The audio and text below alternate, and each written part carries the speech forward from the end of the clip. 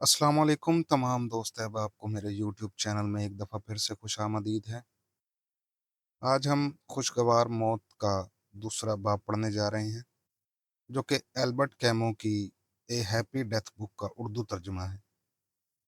तो बिना किसी देर के शुरू करते हैं। बाब दोम। 11:30 बजे का अमल था। गर्मियों की दोपहर। साहिल समुंदर पर शोरो गुल था। तेज चमकती धूप निकली हुई थी। डॉकयार्ड पर अल्जीरिया के म्युनिसिपल डिपो से गंदम की बोरियां जहाज पर लादी जा रही थी।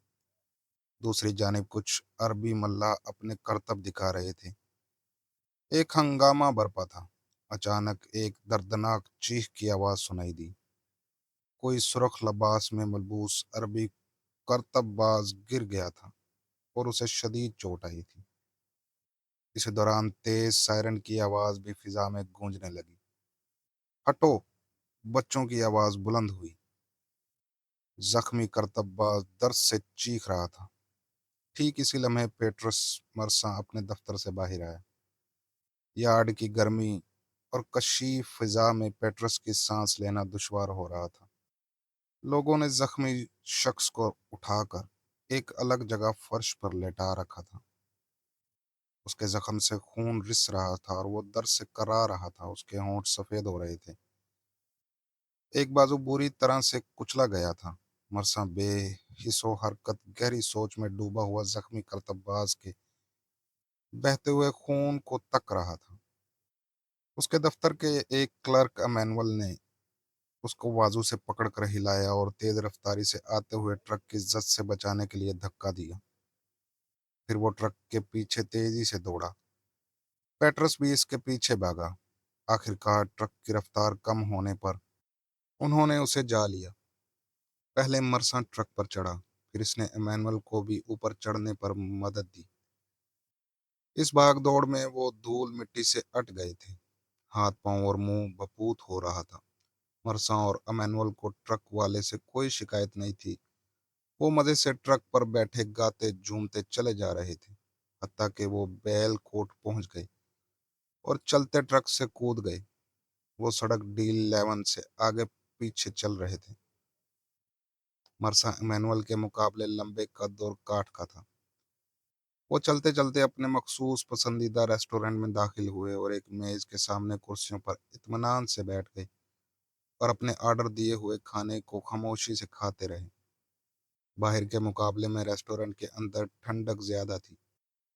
लोगों की बातचीत और बर्तन और प्लेटों की खनखनाहट जारी थी।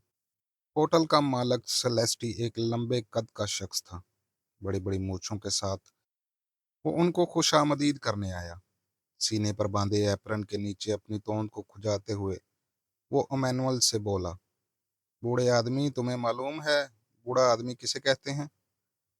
सारे बूढ़े आदमी एक जैसे होते हैं। कहते हैं एक सही आदमी होने के लिए उसे 50 का जरूरी होना चाहिए। वो शायद इसीलिए कहते हैं क्योंकि वो खुद 50 साल से ज्यादा के हैं। मैं एक ऐसे बूढ़े को जानता हूँ जो अपने बेटे के साथ अच्छा वक्त गुजार सकता है।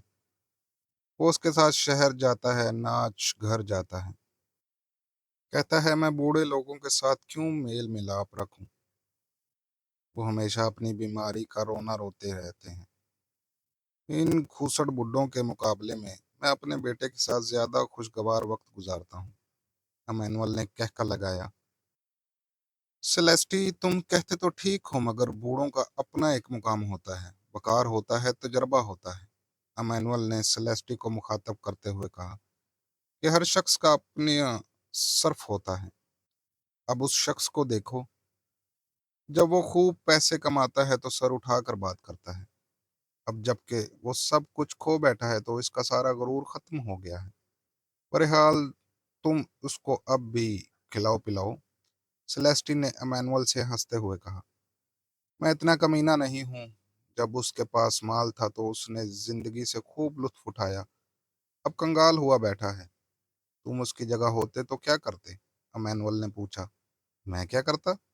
सेलेस्टी ने एक सर दाबरते हुए कहा, मैं शहर से बाहर फिजा माहौल में एक आरामदेह और खूबसूरत सा छोटा बंगला बनाता और उसकी छत पर अपना झंडा लहराता और देखता कि हवा का रुख क्या है। वो कहते हैं ना कि चलो इधर जिधर हवा चले। इस दौरान मरसा खामोशी से खाता रहा और अमैनुअल और सेलेस्टी की बातें सुनता रहा। अब अमैनुअल और सेलेस्टी ने अपने जंग के ज़माने की दास्तान छेड़ दी, जो उसने जंग मारीन के ज़माने से लड़ी थी। उन्होंने मुझे हर अव्वल दस्ता में आगे भेज दिया। मेजर जनरल ने ऑर्डर दिया, चार्ज! और हम एक तंग गुजरे रास्ते में दाखिल हो गए, जहां दोनों जानिब ऊंचे ऊंचे दरख्त थे। मेजर ने हमें हमले के लिए कहा, मगर वहां तो दुश्मन नाम का भी नहीं था।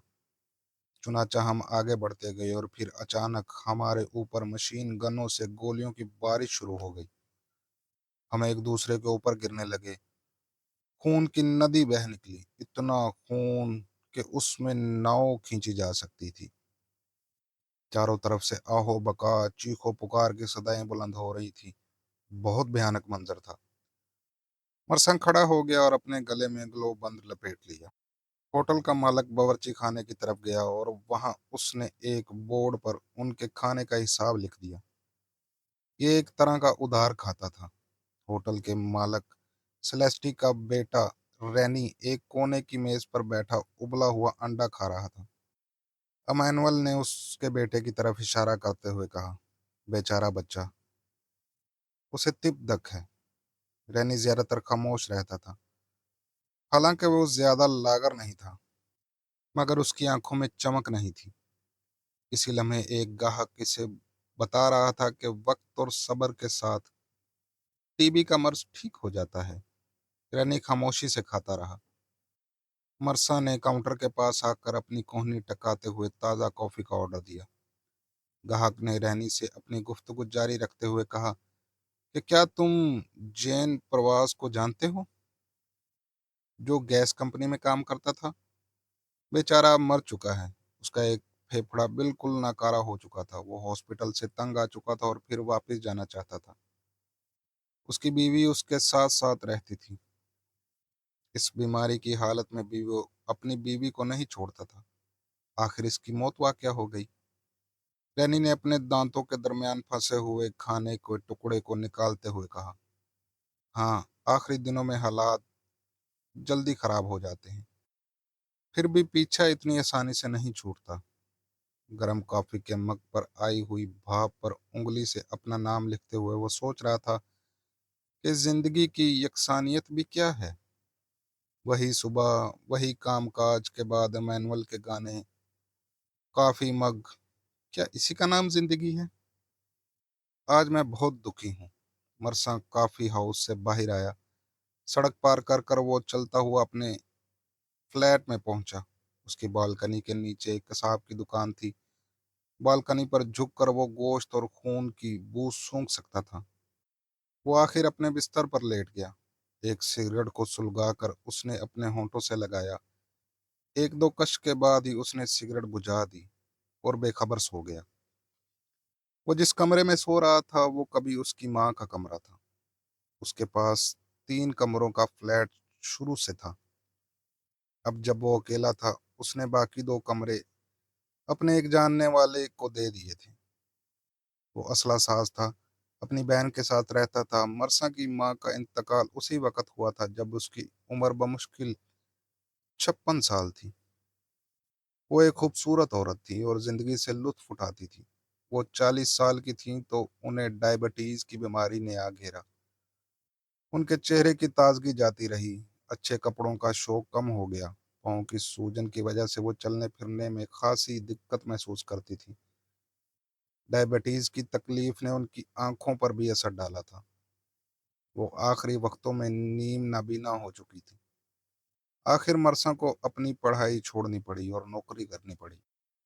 इस बीमारी और माजूरी की हालत में उसकी माँ ने काफी लंबा अरसा खींचा। लोग अब उसकी इस हालत से मानूस हो गए थे और लगता था कि वो ऐसी हालत में जीती रहेगी, मगर कब तक? आखिर एक रोज मौत ने उसे गले लगा लिया और मरसा को छोड़कर इस दुनिया से चल बसी। पड़ोसियों ने मरसा से हमदर्दी का इजहार किया। पड़ोसी समझ रहे थे कि मरसा को अपनी माँ की मौत का बहुत गम होगा। उन्होंने मरसा को दूर और नज़दीकी रिश्तेदारों को समझा रहा था कि वो दिखावे के तौर पर बहुत ज़्यादा रंज और गम का इज़हार न करे, जिसका मरसा बहुत गहरा असर ले।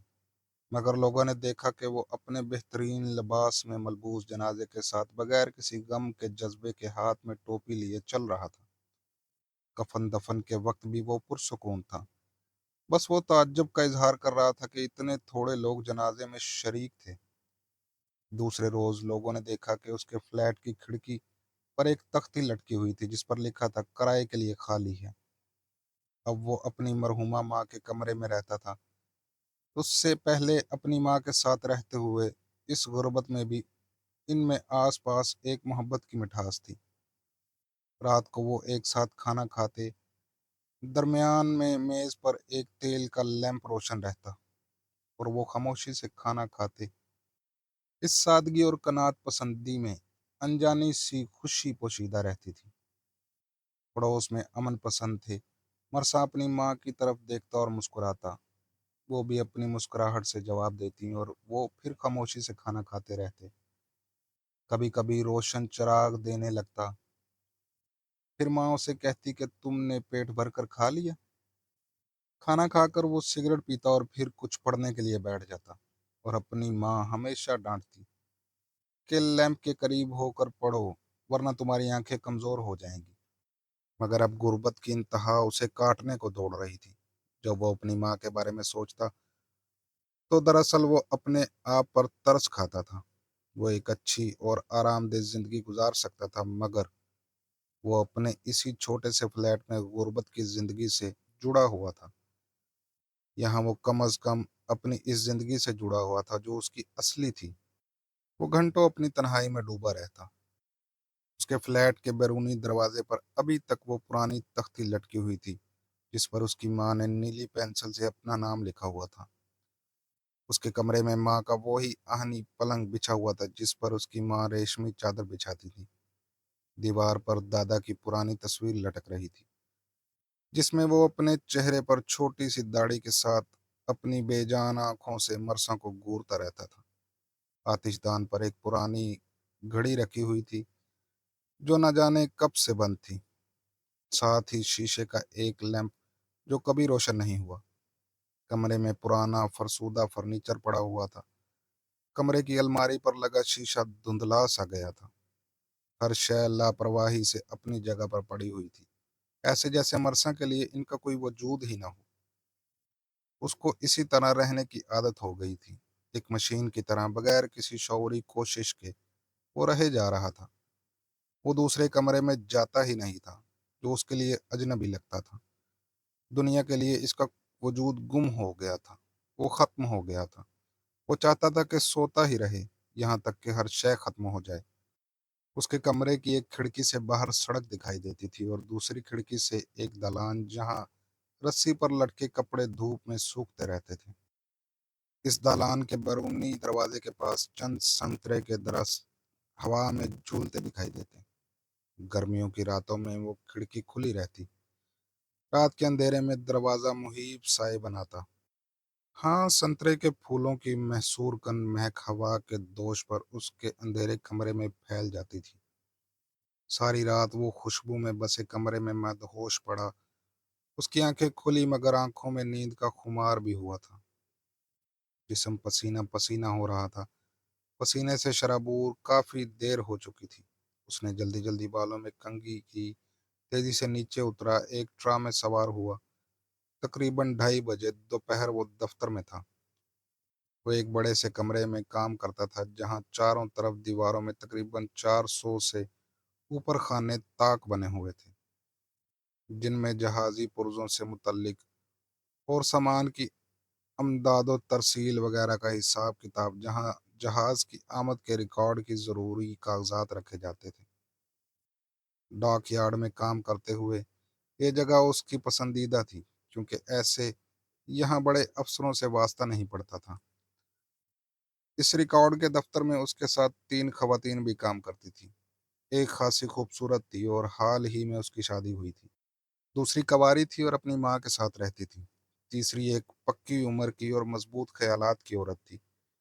मरसा का सारा दिन इन लोगों से वास्ता पड़ता था। हर तरह की बातचीत, हंसी मजाक और साथ साथ काम भी जारी रहता। वो अपनी खिड़की से बाहर देख रहा था। नॉर्वे से आया हुआ एक जहाज बड़े बड़े लकड़ी के तोदे उतार रहा था। बाहर दूसरी तरफ साहिल पर मजदूरों का शोरगुल और समंदर की मौजों को तिलमिलाते दोनों मिलकर अजीबोगरीब सी आवाज पैदा कर रहे थे। 6 बजे शाम की घंटी बजी और इसकी ड्यूटी खत्म हुई।